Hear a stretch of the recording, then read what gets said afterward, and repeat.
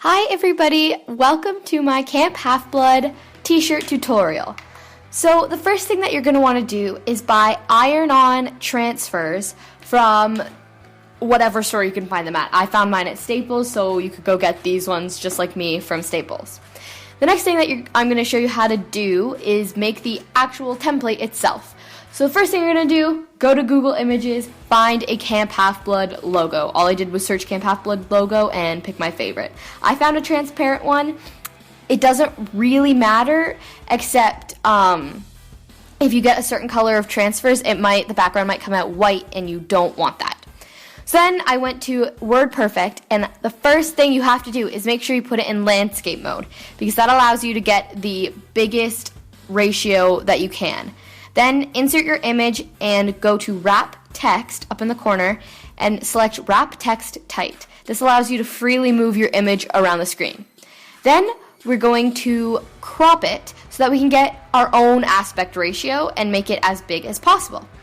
Once we've cropped out the letters, we're going to insert the image again, and this time we're going to crop out just the Pegasus.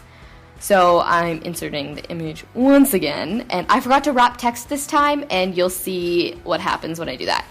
So here I crop the little Pegasus. This is just because in the aspect ratio that it is before I crop it, I can't get it big enough to fit all the way across the screen, and I want to make sure it fits across the front of a t-shirt really nicely. Here I have to re-put it into wrap text, and then there you go. So for the next couple of times here, I'm just farting around with it and trying to just get it in the right size. Like you just want to play around with it, move it around. You can make it smaller, bigger, whatever, just depending on really the size of the shirt you're making and how you want it aesthetically. So I had already made one before, so I just went to the hat document, and then we're going to go to print and make sure you have an inkjet printer. It depends on what transfers you have, but the ones that from Staples, you need an inkjet printer. Then, very important, you need to go to printer properties, and you need to select mirror image. This is only if you have iron-on transfers for the white colored or light colored shirts. It'll specify it on the box, but don't forget to do this because it sucks when you do and you need to make another one. So yeah, make sure you select mirror image. So yeah, make sure you select mirror image, and then you're good to go. And you can print your image all nicely. It comes out backwards. Don't worry, it will be forwards once we put it on the paper. And then all you're going to do next is cut out your design. Make sure you leave at least 1 inch of a buffer around your design. I have no idea why. That's just what it says on the instructions.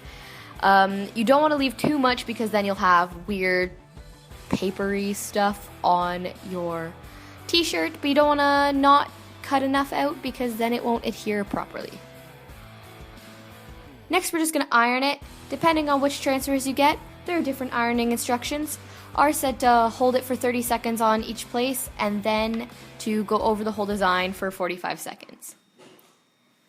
Leave your design to cool before you peel off the backing paper, or else you will burn yourself, or it will start to come up with your paper and you don't want that. And then when you're ready, just peel it off and it'll leave a nice design.